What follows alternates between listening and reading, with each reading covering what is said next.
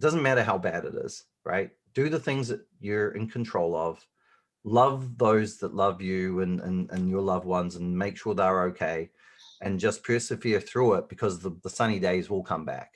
Having a positive approach is really hard, right, during those times, but just focus on the things you control. Stop focusing on the things that you can't control. If you can't control it, don't put your energy into it. Put your energy into the things you do control, that you can make a difference in.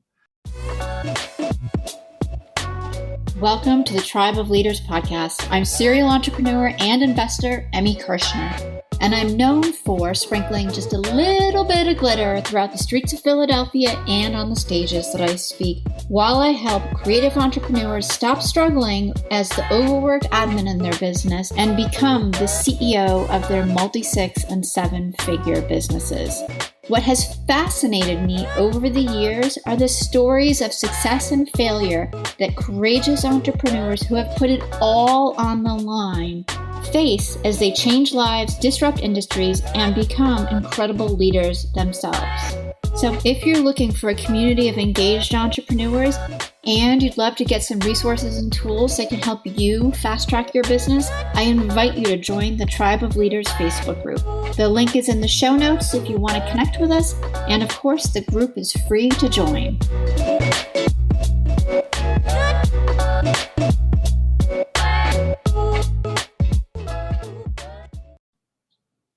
Hey everybody, welcome to the Tribe of Leaders podcast. Today I am so excited because I have Andy Seeley, who is a master in sales and digital marketing. He has led a number of companies and clients to achieve success. His work redefines what it means to be a people person, putting the best interests of everyone from individual team members to each client account at the forefront. Andy's previous experiences have taken him from the retail spaces to the publishing world, and today he leads a team of digital marketing mavens as the CEO and co-founder of Creatively Disruptive. Andy, welcome to the show. And I love the name of your company. Like every time I hear it, it just gives me the warm fuzzies. It's cool. My partner came up with it and I thought it was cool. The only downside is when you're like giving email addresses over the phone, no one can really spell it. Just today, I was talking to somebody and they said, your email address is creative ly destruction. And I'm like, no. It's creatively disruptive. Oh, well, then I must be the only one, because I see it very clearly as creatively disruptive. Right. I think many people do, but just as many, I think, are just like blowing through. Sometimes I wish it was just like email.com, or something like that. But right. Something simple, easy, nobody will mess it up ever. But, it's a conversation point now. It is. Yeah. It definitely is. Share with us your story. Like, how did you get to be the CEO of Marketing Mavens, e-com and digital marketing? The long story, I was in New Zealand, which is where I'm originally from, and I finished a sports science degree with a focus on team building, and finished that degree and was like, man, I want to be the next big thing in sports and coaching and blah, blah, blah. And I actually was on my way over to the United Kingdom to coaching, like rugby coaching, because I was a rugby guy. I was like, you know what, on the way, I'll stop off in America for 6 months and see what I can like find out here. And on the way, and I was coaching a rugby team in Chicago called the Condors, West Side Condors, and I worked with them for 6 months. During that time, I met this girl who has now turned out to be my wife, and she became my anchor and got me stuck here. And I don't say stuck here, but we spoke during that 6 months and we're like, do you think we've got any future? I was like, yeah, I think you're great. And she was like, well, what should we do about this? You're going to England. And I was like, well, you can come. And she was like, I'm not going to England. I've got student loans. I've got responsibilities, blah, blah, blah. And I didn't have any responsibilities or student loans. So I was like, oh, well, I guess I'll just hang around. So thankfully, I'm very lucky. The rugby club sponsored me and helped me become legal. A couple of years later, we got married. 20 something years later, 1999, that was, Emmy. Wow. So 22 years later, I'm still here. One of the things that I think coming over to America which was not originally the plan, but by staying in America, it really opened up a little bit of an entrepreneurial fire in me. I probably always had, but I didn't really explore until I was like, you know what, if I'm going to be in America, all these Americans have so much success. That was my thought as an immigrant, right? As an immigrant, even from New Zealand, which is a pretty, a great little country in itself, but the opportunity is nothing like the United States. Really? And the part of me was like, wow, I'm here. Let's go for it. Let's see what happens. I started off as working with CarMax, CarMax, the auto superstore. Back in those days, they were opening a lot of locations. So I actually went around with their opening team and I was helping them open up stores. I opened up a couple of stores in the Midwest, and at some point I was sick of really working for corporate America, even though CarMax is a pretty decent company, or was back then. I don't know what they're like now to work for, but back then they were a good company to work for. But I was a bit tired of working for corporate America, and I still had that feeling of, this is America. This is where the hopes and dreams all come from. The magic happens. The magic happens. So let's go for it. At that moment, funnily enough, my wife decided that she was always a gymnastics coach. So she was coach, pretty high level gymnastics too. And she wanted to own her own gym. And we found a gym in Lake Tahoe, beautiful area. We still own a house up there in Lake Tahoe. Bought this gym. Things went really, really, really, really well. We bought it in 2004, went really well until 2008, 2009. And all the financial world started crumbling around everyone's ears. And that was probably, is it the nadir? Is that what the word is when you're at the nadir of your financial? So, yeah. Nadir. I'm trying to be very smart, sound like I'm really smart. So I'll use those. When you're at the bottom.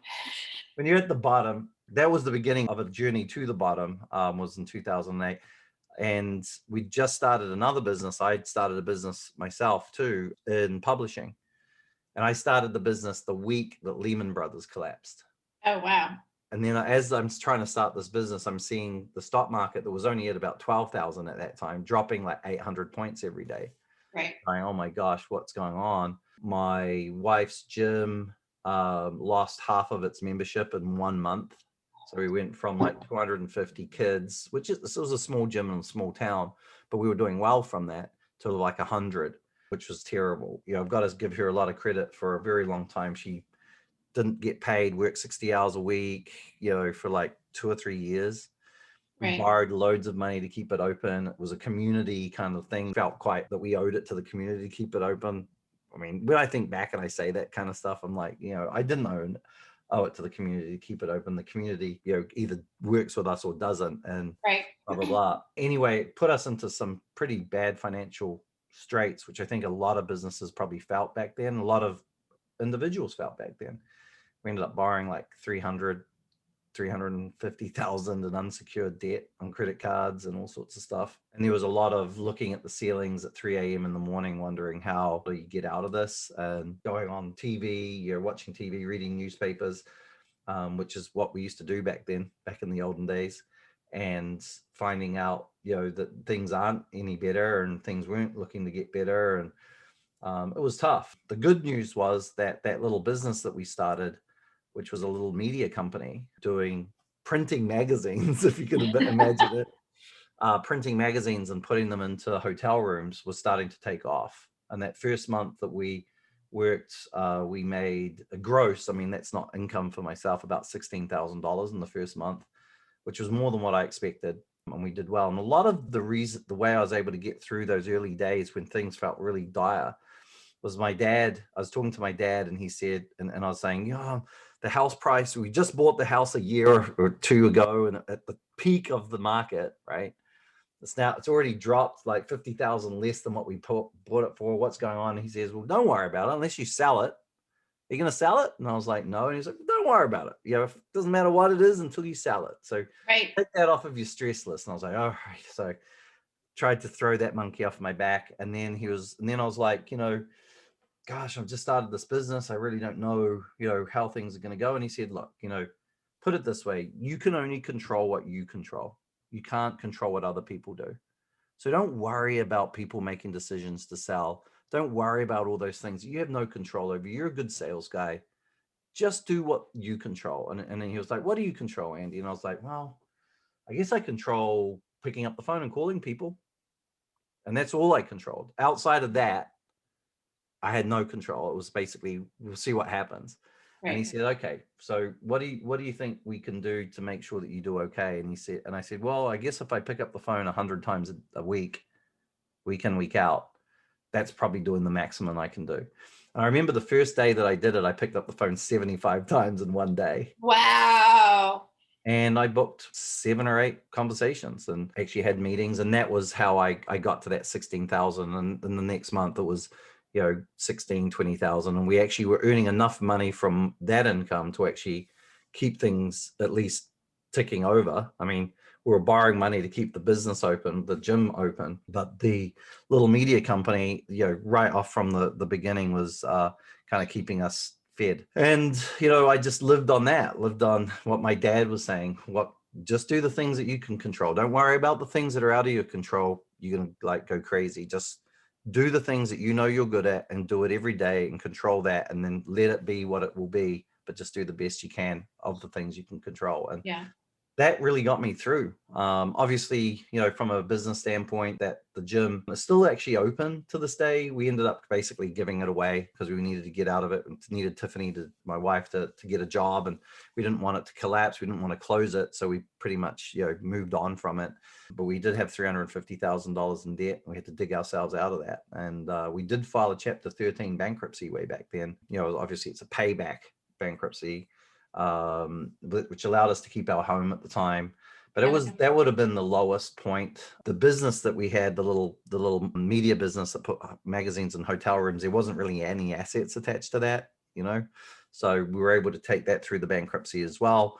And there's a lot of blaming and a lot of, there was probably a little bit of marital stress about, well, this gym, blah, blah, blah, from me. And then my wife, like, well, you could have helped more. There's all that kind of stuff. And we kind of got over that pretty quickly. And it sounds like a really, nothing was going really well for you though, for a while. Right. Probably, and I would say from 2009 to about 2011, apart from the little business, that little business was just chugging away. It only ever chugged away. We actually ended up selling it to a good friend of mine who's still running the same company, same business to this day. So there was obviously legs to it, and it survived through a really tough time. And in fact, we know that little business actually helped a lot of restaurants and so forth in Lake Tahoe, because that's what they've told us at the time, because they were struggling. And, tourism at that time dropped about 15% in Lake Tahoe. Still meant there was 4.5 million tourists coming up there from the Bay Area every year, which is still a number of people that would go into the hotels. And right. But there was lots of good things. I think when I look back on it now, I guess it wasn't expensive because we didn't pay the $350,000 back to all the big banks. The big banks took it, but I guess they got some money from the taxpayer. But we probably paid $19,000 through our restructuring loan. And that $19,000 kind of taught us that it doesn't matter how dark it becomes, as long as you persevere and work through it, the bright things can happen too. And I think right now, probably what it ultimately taught me was, it doesn't matter how bad it is, right? Do the things that you're in control of. Love those that love you and your loved ones, and make sure they're okay, and just persevere through it, because the sunny days will come back. Having a positive approach is really hard, right, during those times, but just focus on the things you control. Stop focusing on the things that you can't control. If you can't control it, don't put your energy into it. Put your energy into the things you do control, that you can make a difference in. Right. I love that. Did that give you freedom to take on new ventures? I've always been a bit of a risk taker. I mean, I came over to the United States with $500 in a backpack because I was going to England. And I ended up staying on the way to England. on the way to England. So I've always been a little bit of a risk taker. But after experiencing the worst that, in my mind, life, because I mean, in many people's minds, bankruptcy seems like the worst thing that could happen to you financially, because you reset yourself, right? But even looking at that and where we are today, especially with where we are today and what I've learned through that the last 10 years, I'd say, I think I could always rebuild back, pull from the Great Reset and Joe Biden, build back better, so to speak. I think it's really important for people to know that whilst you're breathing and your heart's beating and all of those good things, there's always hope for great things. It's when we give up is when things can turn, chronically bad, and having that positive mentality. And I always believed that something would happen. I'm a big believer in the United States. I'm one of these like very annoying immigrants that come that are very much like America can do anything, and America is a land of opportunity, and you just need to work hard, and well, not even work hard, you just need to be smart and do things and just keep trying. And America, is a country that can reward you greatly. And I really do believe that. And I do believe that if something happened again, like a damn pandemic or whatever, you could like battle through it. And I actually got a very similar feeling, funnily enough, this time last year, as I did back when the financial collapse was happening, which was really quite concerning. I really kind of went quite within myself, but I think that experience, I went right into what can we control? What are the things that this business can do to actually make a difference and to actually get through this?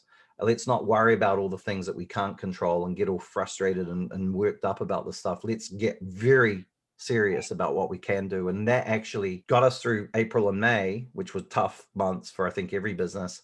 But then we ended up having a great 2020. It's embarrassing almost to say, because so many people had a tough 2020. We grew substantially business-wise in 2020. Yeah. And you're not the only one. Like right. my clients, most of them grew far more than they expected, had their best year ever. I know a lot of businesses did. So it seems like there's obviously a lot, and I don't want to downplay both businesses and families that have struggled, but there's also been opportunity for crazy opportunities. And especially in our industry and what we do, we've seen a real culture shift in how people behave and what people do, which I think is an opportunity for all small businesses, especially as we're reopening, and gyms are reopening and restaurants are reopening, and people orientated businesses that need people on their location are reopening. I think there's a culture shift that's happened, which can really cause a major bounce back, where we can be back and better than where we were before the pandemic, I think. I totally agree. If we start looking at everything as opportunity as much as we can. Yep. And I love what you're sharing too, because I think when you're in those low points, and everybody has struggles, I've had plenty. And the thing that's always kept me going is like, there is light at the end of the tunnel and nothing's permanent. It sounds like you had a similar belief in that, all right, well, this sucks, and I'm up at 3:00 in the morning and I'm concerned, but I'm doing the things that I can. It's attitude is 90% of it. I think about how babies learn, right? And babies learn to walk, right? So little baby standing there by the table, looking up at the table, they pull themselves up on the table and they start smiling, looking at everybody. Look at me, I'm a baby and I'm standing by this table. Then they see mom across the room and they're like, oh, and they think about, how do I get over there? I can see mom, I'm gonna try and get. And there's all this like whittling and wobbling. And the first few times they fall over, they might smack their head on the table. Who knows? It's not pretty. Right. And they try and they go back to the table, they climb up and they do it again. They get up and they do it again. They do it again. They do it again. They never give up. And babies, 99.999% of the time, never go, oh, this is too hard, I'm just not going to bother walking. How many people suffer from, when I was a baby, I just gave up on walking and I still can't walk. We never did, right? And that baby is in that goal. They want to get over to mom and they just keep doing it. And then they suddenly start walking. They're not even looking at their feet. They're not looking down. They're looking at mom. They're looking at the goal. Right. And they go from like struggling to walk and being kind of wobbly to like running and being at the opposite end of the house in something that you don't want them to be in moments. Right. In weeks it feels, or even less. But the takeaway from that is perseverance, don't give up, but also keep your eye on the goal. Right? If you keep your eye on the goal, that's the light at the end of the tunnel. And we muscle through it. When you're working out, you start off like, if you're in bad shape and you need to start working out, at the beginning it's rough, the bottom, right? But you keep at it and keep at it and keep at it and keep at it, and you get fitter and stronger and healthier, and then you hit the goal. So keep your eye on the goal and don't give up. There is no one who is successful gave up. No one. Every successful person didn't give up. The only people that did give up are the unsuccessful people. And when they hit failure, they didn't stop. Like, Failure is the learning curve. All of my learning comes from doing things wrong. I don't think I've learned anything from when I've got it right. oh, I know I don't. So Right. it's like, oh, now I get it. Right. And perseverance, and I keep thinking back to my dad when he said, and he's still around, he's not passed away. It still rings in my ear to this day, and I'll carry it to the day I die, I'm sure, is just do the things that you control. Just focus on doing the best you can on the things that you do, and just keep at it and keep at it and keep at it, and it will be fine. And it was. Yeah. Yeah. I think we get stuck in thinking that, like, when things aren't going right, and I think even particularly with financial matters, that it's going to be permanently like that. Right. Like, if this happens and then that happens, I'm going to be stuck in this bottom place for forever. And that's not true. And whilst I'm not promoting that everyone should go through bankruptcy, bankruptcy in itself, I remember our bankruptcy attorney was a lovely lady in Reno, and she said, Andy, Tiffany, this is a good thing. This is the end of your troubles. There's going to be some restrictions for a couple of years. This is where you guys get to move forward and go to your next step. And I tell you, when we filed it, there was a lot of ego hurt. There was a lot of I'm not a good citizen and all that kind of feelings that I think, which is really ego based. And once I got over that and I looked at what things were, we had pretty much no debt. We had a little payment that we had to make, and we were able to focus on growing, and that allowed us to get to where we are today. It gave us that breathing space. It gave us the ability to be thinking of things other than phone calls coming from collectors and the harassment that you get through that, which you could say is legitimate or illegitimate. I owed them money, so they were calling, which is fair, but that all stopped and allowed us to focus on growing our life and getting to where we want to be. And then once we went through that period with the bankruptcy, skyrocketed. To this day, I feel very blessed. I get to work from home. I see my son whenever they've gone to the park, because he tends to walk in. Yes, he did. Or at any moment. So I get to see him. I get to see my wife. When I was working with CarMax, there was 12-hour days. Sometimes I might not see my wife, much apart from come home, have a bite to eat, go to bed, and wake up in the morning, go back to work. And that's not a life that I wanted. So I'm very, very blessed. We're building a pool in the backyard. Summer's looking really great. I'm very lucky. And, I look at the past and I don't see anything but learning and things that have helped me get to where I am today. Because I don't think I'd be quite the person or have the skill sets that I had if I didn't go through all of that. I think that's so amazing too. There's so much learning that you've had. Like, how did that help you start this business with Creatively Disruptive? My partner, my business partner, he went through similar issues. In New Zealand. He's actually based in New Zealand. He's very much more the technical side. I'm more the business end and the sales and customer relations kind of guy. My partner's much more the nuts and bolts, how to build websites, build campaigns, blah blah blah. And we both came together and we're like, and he's a family member, and we're like, there's got to be a better way of doing marketing online for small business. This was a while ago, 6 years ago. At the time, there was, every man and his dog would say that they were a Facebook expert. Every man and his dog said they were online marketing experts, and most of them knew nothing. And we did know something, and we felt pretty good about the knowledge that we had. And we thought, why don't we build something that's very transparent, very open, very honest? We'll say things to clients that they don't want to hear because they need to hear it. Some of them don't like it and they leave. Many of them do like it, and that's why they stay. We don't lose many clients. They tend to stick with us. And a lot of it is that honest, open transparency. We decided to focus on small business, like very early on. So we've got pushing 100 different clients. We've got a good number of e-commerce that keeps us sharp, because e-commerce is very, very difficult. So, if you're good at e-commerce, which we are, it makes it very easy to be very good for like small business and so forth. And, we tend to do a very good job with those, but we focus on small business because ultimately we are a small business. We're a team of like 20 employees. So we're not a massive conglomerate. We're a small business. Going through all that tough time really built a lot of empathy in me towards small business, and knowing the difference we can make to a small business is something that really motivates me, that we can literally change lives with the platforms. It's not us, it's really Facebook and Google done correctly is Right. life changing. And many people have had their lives change from doing the right thing with those platforms. And we can help any small business. They don't need to be Facebook experts and Google experts to have that same success. They just need to bring our team on board and we can be that. And sounds like a little bit of an ad, but that was very much a motivating factor to go down the route that we were with Creatively Disruptive.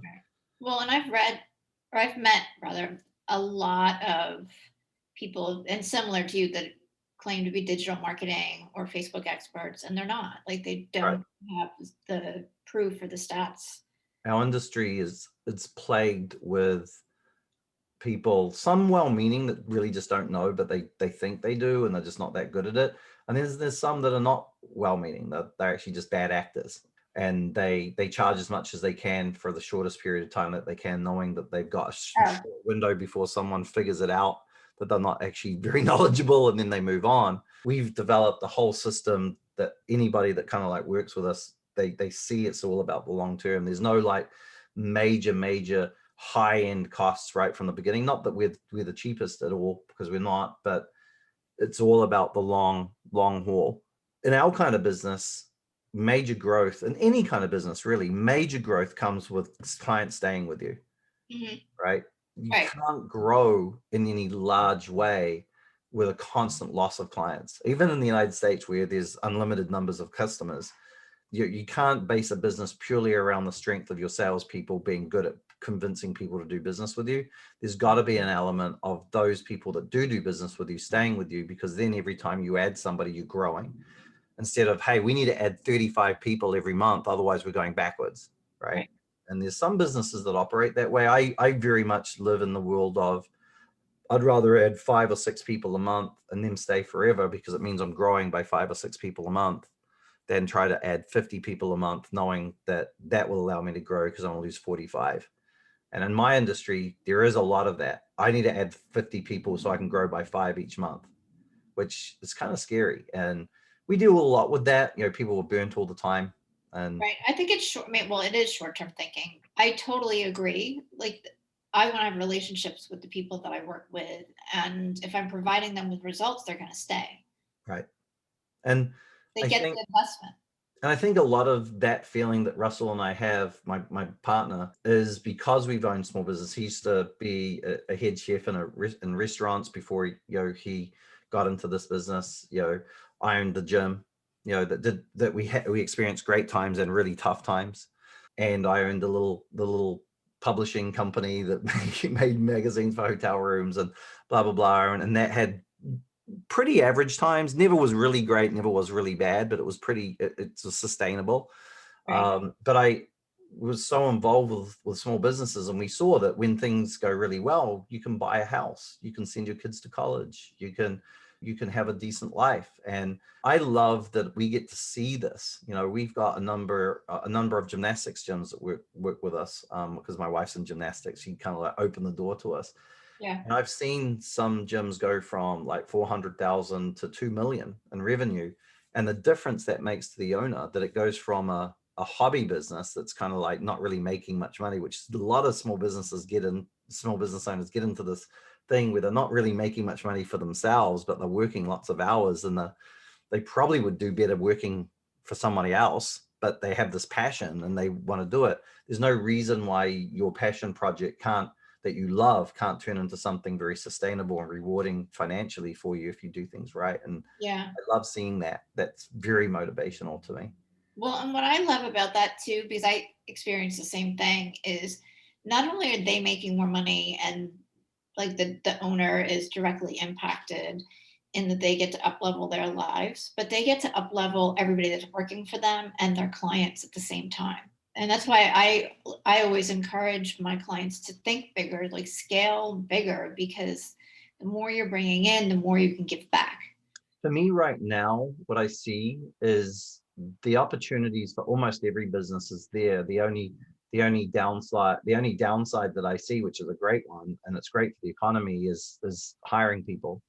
Most of our clients, their limitation is not how can they find more customers. It's more of how do they make sure that they can scale their capability to fulfill for their customers. right? Right.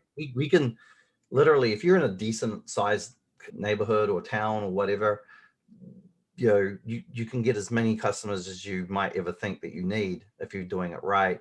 And even in a small town, we have one little gymnastics gym that is in Texas, in a town of about 7,000, and they were really struggling during the pandemic. That once they were allowed to open, they're actually back to better than we were ever right now. And there's some reasons for that. And I think the marketplace got so forced into doing business online that people are very much online now. People who never used to do business online are now doing business Oh, online. absolutely. And it's now where people are finding businesses, finding how to get things, how to learn things, how to do things, where to buy things. And if you're not on there as a small business owner, you're missing out. I mean, you're not just it's not just something you have to do. You're actually missing out. I believe is a bit of a golden age. Small businesses have never had the ability to reach their client base like they can right now, in a way that's very intimate and very personal, and very compelling. And those clients that we're bringing, that we have, that are working with us through this process, are just doing so well. I mean, we literally lost one client in 2020, which is crazy. We had a bunch that paused because they were closed, but most all of them have come back, and we lost one. They pretty much decided they wanted to try to do it themselves because it seemed easy. So I'm kind of expecting to have them come back to us at some point. But hey, if they figure it out, good on them. More power to them. I am not a digital ads guru at all, or a novice for that matter, but I've seen them go, really wrong for other people. And well, what I would say, Emmy, is it's not actually that hard. And I'm sure if you just did that, if that was all you did, you'd probably figure it out and you'd actually do a good job. The point is that most small business owners, like yourself, or whatever's going on, they've got a passion for a certain thing. That's where they want to be, right? Yeah. The baker wants to be baking cakes and cookies and bread. He doesn't want to be running Facebook ads, right? The car mechanic wants to be fixing cars. He doesn't want to be running Facebook ads, right? The coach that is helping people grow wants to help people grow, doesn't want to be running Facebook ads and Google ads. Well, the thing I love about it, though, over like so many other forms of marketing, is that it's so easy to measure. Right. Yeah. I remember one of the biggest problems that I had when we owned the gym, because it was pre-Facebook when we bought the gym. Right. Facebook didn't even exist. Like Zuck probably didn't even get to college when we first bought the gym. And we had three forms of marketing. We did shows and things at community events that we would have a pop-up tent, and the kids would do forward rolls and stuff. We did radio ads, and we did coupon books. Now, the only thing that we could really track was coupon books, right? Because people would bring in the coupon. Radio ads, I don't know. Did people come in because of the radio ads? Felt like it was busier, but maybe it was just that it was 2004, 2005, which was like the huge boom years, right? Right. Who knows? And there's no tracking. Now I can literally see how many people saw your ad, like just didn't click on it, but just like saw it. There's impressions, right? I can see how many people clicked on it. I can see where they went, what they did, how they did it, what works for them, what they don't like. And we actually get a tremendous amount of data to actually allow us to make good adjustments to make it better and better and better. And small businesses never had that opportunity, or even large businesses never really had that opportunity, 15 years ago, 10 years ago. Yeah, I love it. It's so powerful. I'd love to shift gears a little bit. Sure. You have a super cool resource, your Small Business Marketing Academy. Can you talk about that? Probably in 2019, well, earlier than that, probably 2017, we developed a course internal. So we'd have an intern, that would come in, and we trying to get them up to speed to start working on client projects, and they would need to learn, right? And in our business, everything's changing all the time. It's like something that we learned 3 months ago might be out of date now. We built this course for our new staff to come in and learn how to do what they need to do. And we built that course in 2017. worked really, really well. We're able to onboard and grow and scale, because obviously scaling in our business oftentimes comes down to how many people that you have in your organization. And that's been a major part of how we've grown our company. Most all of our staff have learned internally. We haven't hired experts from outside. We brought them in and taught them how to do it, and then they've done it. And then in 2019, we were like, we could turn this into a course. Why don't we turn this into a course? We could sell this thing. So we got those epiphanies. right. So we turned it into a course for everybody else to start using. You know, we were going to charge, I think it was $400, just flat rate, $400 lifetime access. Go for it.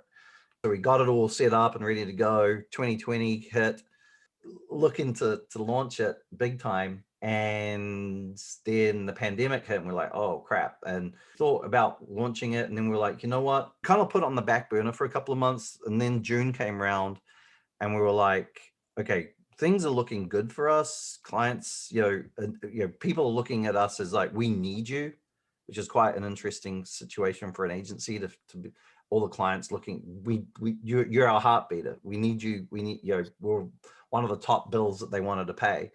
And we're like, okay, we're in a lucky position. It looks like we're going to have a good 2020. Maybe what we should do is give back. And it made us feel really good. The staff really jumped in on it and they got very excited about it.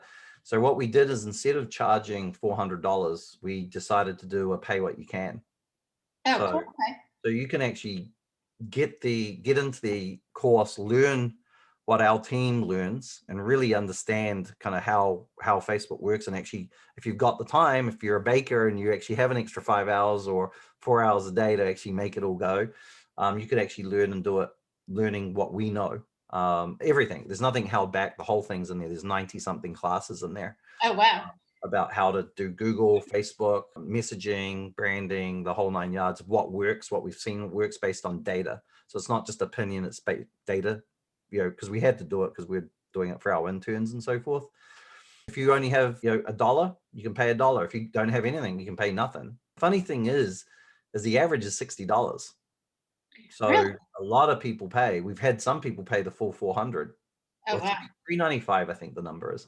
Okay. We've actually had some people pay the $395, and obviously we've had a lot who haven't paid anything. That's fine, but I think it's a good thing, and we've had a lot of people get on it. We got picked up and had a little bit of an article in the Business Insider about it, and it's been good. And it makes me feel good when we look at the numbers of how many people are signing up or signed up, to see that we potentially have a positive impact there, where we're teaching people how to fish, right, instead of giving them fish. And I think that's really powerful. And the worst case scenario is maybe that baker can't really doesn't have the time to actually do it. But at least if he goes and hires somebody or comes and talks to a company like ours, he knows enough to be able to figure out whether or not they know enough to actually get them results, which I think is really important. So the worst thing that I would say to any of your listeners, do it just to know who are legitimately going to be able to help you or not, because you could end up spending a lot of money wastefully. Yeah, a lot of money. Yeah, it's a great opportunity, and it feels good to be able to do that. Awesome. And we're going to have the link in the show notes for everybody who's listening too, so definitely check it out, because I wish I had something like that back in 2008. Yeah, because it might have made a difference to our little gym. right. But I had no clue, and no one was helping me. It's so powerful, and the results that you can get from running Facebook and Google ads is incredible. It is. It's great. And game changer. I don't think there's ever been a time where we've had as much control ourselves. And I do believe that right now we're setting up for a very, I think there's going to be it's going to be a turbulent 2020 culturally, politically is going to be quite turbulent. I think 2030 will be great. Like really, I think things will start sorting themselves out by then. But I think from a finance and business standpoint, I think 2020 could be really, really strong for those that are thoughtful and take the opportunities that are there. The platforms are stronger than they've ever been. The algorithms are amazing. I don't see that changing for some time. And, right now, every small business needs everything that they can to get back to where they were. And I think if they do these things, that they will be not only back to where they were, but ahead, because everybody is now online searching for, my wife wants to buy a bed, right, for our little boy, like wants to get a cool bed. She's not going to stores. No. She's searching online. Yeah. 10 years ago, she would have been going to stores. Right. That's not happening now. She's sitting there looking at all sorts of beds, thousands of beds I know it's almost like online. the options, but it's so cool to see different ideas, even if they're not relevant to like your particular search. Sometimes that helps me think Yep. of something else that I want. And like restaurants, like, and I know I'm going on a little bit on this, but restaurants famously just had loads of terrible websites. Now we're seeing restaurants, and we work with about 10 restaurants. Restaurants are now realizing, man, I need to have my website being able to take orders, be able to process credit cards, so people can order and get takeout really easily. And we're seeing a massive jump in restaurants that were very focused on the dine-in experience. Mm-hmm. Now actually, having a very robust takeout experience, which I think is money to be made, because not everybody wants to sit with their kids in a restaurant, but they still want to have a nice steak, or they still want to do, have a nice sushi or whatever. It's not just about the pandemics. Some people, their lifestyles and their situations aren't conducive to sitting in a restaurant for an hour and a half, right? Yeah. Sometimes I want to eat amazing food, not cook it, and just stay home. So Right. You don't want to you want to just relax. You want to turn on your show on Netflix, eat your food, and just enjoy yourself. And you can do that. And restaurants are starting to see that, because again, people have now been trained that the thinking of DoorDash, the thinking of Uber Eats, the thinking of all these things, the thinking of, man, I can order food online. I can order my groceries online. Why can't I order my favorite steakhouse online? right. And I could either have it delivered to me and pay an extra 25%, or I can go to the steakhouse and actually pick it up and pay what I would if I walked in there. Less a tip. Usually don't have to. I mean, you might pay a little tip, but you're not going to pay your normal 20% tip. Yeah. Yeah. So, and there's that kind of stuff. And I could say across all the different industries that we work with, they're all doing well. Like, everyone's doing well. So if you're a business and you're struggling, whether you're a coach, whether you're a small business with a brick and mortar, whether you're e-com, right now there's so much opportunity. It's ridiculous. It's like coming into this interview with you, I was a little bit like crazy, because we've got so much going on, and it's all good. And I feel very positive, and I hope people feel that and sense it and take it. I agree with you, and I hope people who are listening too, if they're not feeling it, just keep walking forward, because the opportunity for you is coming.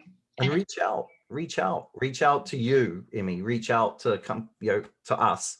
We'll talk to you about the opportunity and what can happen. We actually do a whole plans for clients. We build out 50-page plans on this is how it's going to happen, so you have certainty. We take your hopes and dreams and wishful thinking to data and certainty through a process which allows you to see all the numbers lined up, and you go, okay, well, if we do these things, this is how it works out. 3 + 2 is 5, and 3 + 2 is always 5. And the beauty of the data, which you mentioned before, we can track everything, is that we've turned our marketing into a mathematical equation, which means that you can have data and certainty. What can be done. And I do, and this is very self-serving with your audiences. If you're uncertain, reach out to my team, and we'll be happy to just walk you through it, so you can see if your opportunity or your idea or your hopes and dreams are there. I know with you, Emmy, you do a lot of good work too, which you can help people with that stuff too. Absolutely. We have to wrap up, and I'm really bummed, because I could talk to you forever. This is a perfect segue too, in that if people do want to reach out to you, where can they connect with you? Probably the best way is to go to creativelydisruptive.com, if you can spell it, creativelydisruptive.com. It's an amazing website, and I would recommend everybody go under the contact us and meet the team, because I love your little they're very unusual. Yeah, we wanted to just show the personalities that we have in the team, and I think it's important for you to know who you're working with and what kind of people they are. So we got a little bit of a different meet the team vibe going on. But go there, at minimum, go and check out the What We Teach link. And in the What We Teach link has the Small Business Academy, which you can go in and do the pay what you can access to it. And I highly recommend that everybody does that, because at the very minimum, they'll have lifetime access to a whole bunch of information that's being updated all the time. If you want to reach out to us, click the contact us and send us an email or call us. Right. You can reach us on Facebook, Creatively Disruptive. There's a whole bunch of stuff on there. Instagram, Creatively Disruptive. You can reach me through LinkedIn at Andy Seeley. I do have a Twitter page, although I'm kind of like banning myself from Twitter. I've banned myself from Twitter before Twitter bans me, I guess, because Twitter seems to ban everybody. But I'm a little bit sick of Twitter. But I do have a thing there, and I will get information if you do send something through there. And on Instagram, I think it's Small Business Champion, Sales Small Business Champion that you can look for there. But yeah, we've got a whole team of people that are very, very small business focused, very much want to help people reach their heights and dreams, turn their hopes and dreams and wishful thinking into data and certainty is kind of our catchphrase. Thank you. Thank you so much. Thank you. Thank you so much for being a listener to the Tribe of Leaders podcast. I am so grateful for each and every episode that you tune in and listen to. And I hope that you get a ton of value that you can implement starting today. And I do have just a quick favor. If you wouldn't mind hopping on to wherever it is that you listen to podcasts and leave us a rating and review, it would help us tremendously so that the Tribe of Leaders podcast can be found more easily and help inspire other entrepreneurial leaders.